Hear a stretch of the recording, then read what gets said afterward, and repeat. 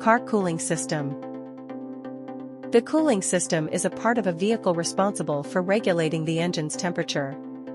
The regulated temperature enables engines to work efficiently regardless of the internal or external temperature.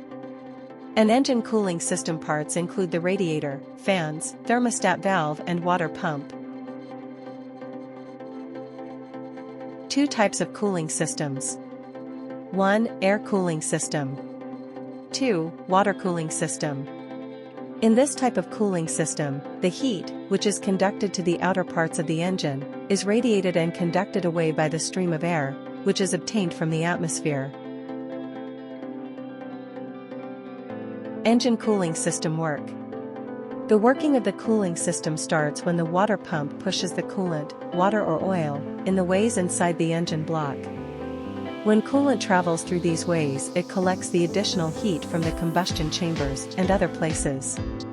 After collecting heat, the coolant travels through the thermostat to the radiator grill. The grill consists of smaller tubes in which coolant travels to reduce its temperature. A fan is placed in front of the radiator grill to provide it with air that reduces the temperature of the coolant.